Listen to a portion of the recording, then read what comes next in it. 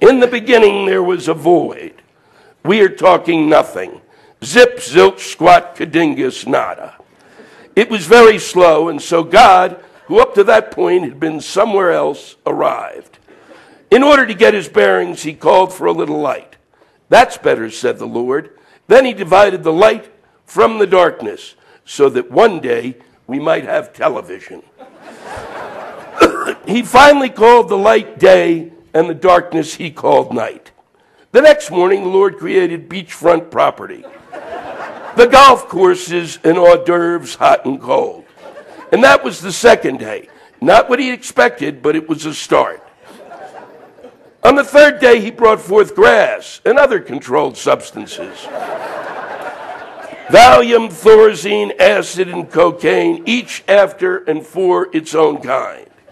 And then he brought forth the franchises, where one might stop for a bite and never know that one had eaten. He created the processing plant too. God saw that it was a good investment, so on the third evening, he slept better. After brunch on the fourth day, God made the sun, the moon, and the stars. Hollywood and Vine came as an afterthought. Then he passed out because he had forgotten his tanning butter. And on the fifth day, he filled the seas with great whales and baby seals to be clubbed. Birds and bees. I knew I wouldn't get a laugh on that. Not in Aspen. Oh, boy. He really meant it. I could see the baby seal being clubbed. Birds and bees he created so that man would have a sexual role model. He built the condos on every coastline, too. He ate out that night. The sixth day, God awoke after a wet dream, but he was not ashamed. He had accidentally made a man and a woman in his own image, and God blessed them and said, be fruitful and multiply so that there will never be a need for kiddie porn. And God saw all that he had done, and behold, it gave him a migraine. So on the seventh day, the Lord created the sun belt and the chaise lounge, and he retired.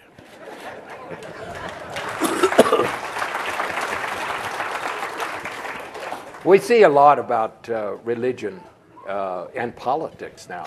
What is your view of the separation of the church and statesmen? You know, you live around it. And if you live around D.C., there seems to be this thing that part of what you have to do to run America is you got to have a church.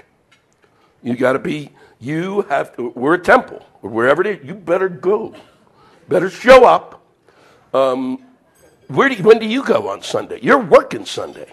I have to work, but yeah, I have an excuse. Yeah, what do you send a note? Yes. Because but I find it astonishing. I don't care. I have never cared. Why do we care?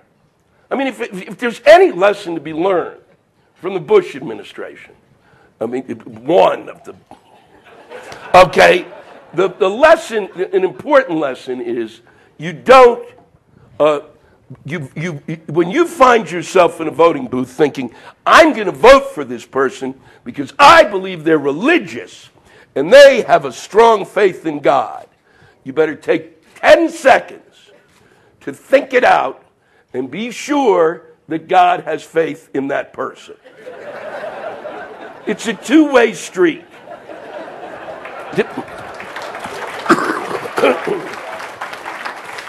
I could seriously, if somebody actually was a great leader and they said that they believed in the Disney characters and had a shrine and that Mickey represented this and Minnie this and Goofy was the god of thunder, but if he was a great leader, I don't care.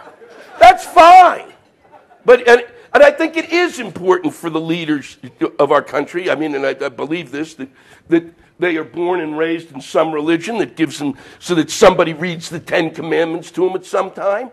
But as they grow older, I mean, what are you, nuts?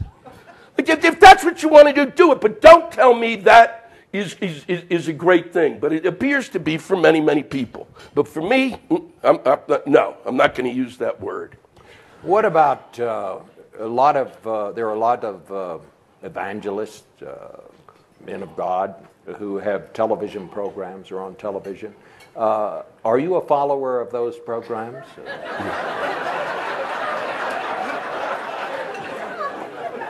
First off, I've always felt that should have been the route that I took. Because really, seriously, going after laughs is tougher. And it took me a long time to learn it, but I knew how to sling shit pretty early. And I could have been really good at it. And that's a cash cow.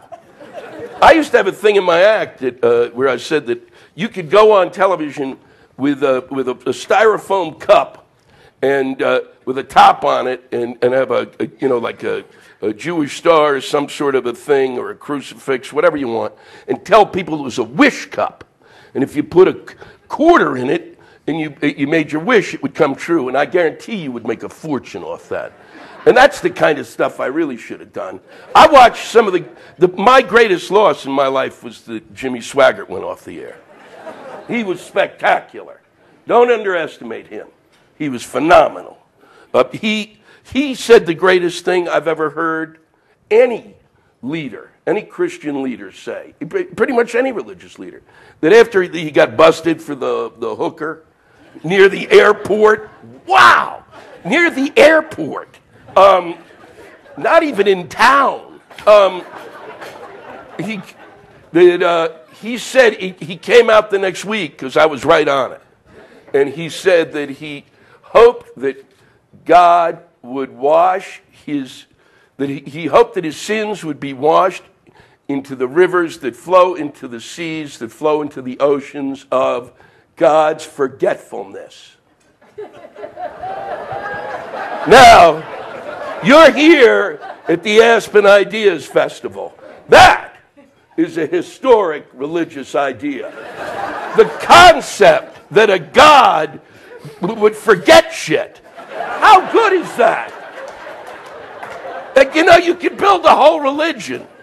You could have it at the golf course. And then every week there'd be 3 commandments, maybe 6, depending on how many God remembered.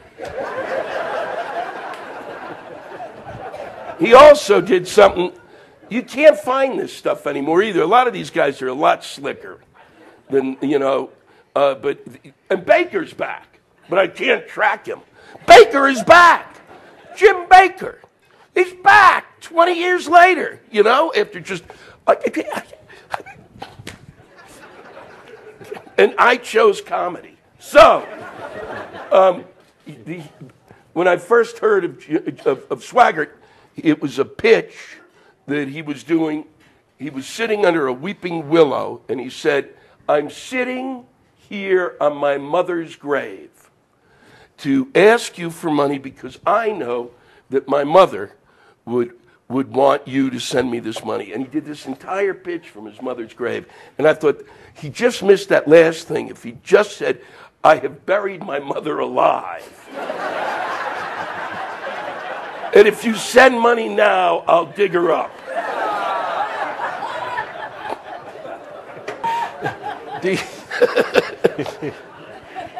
I got to ask you this question. Do you believe in God? Are you a believer? I believe that my problem with organized religion is that I think that there's a possibility, and this is not, and this I came to over time, not drug induced. Seriously, because maybe you don't, Bob, but I don't. I'd like to stay here. I don't. Okay. There are all sorts of possible potential realities that exist out there, and that I believe that organized religion is limiting. I think it puts a limit on the imagination, and that I believe there is something out there. I think it's much greater and much more spectacular than anything that organized religion puts it into, and I think it's fairly extraordinary. And the only reason I think that is because of quite honest experiences that I've had in my life. And that's really just the truth. And because I did have faith, I actually, at one point in my life, had not faith in God, but I just said, the universe will take care of me. And I kind of just took that, and I have to say that for 8 months, it was great. And then the universe went, that's enough.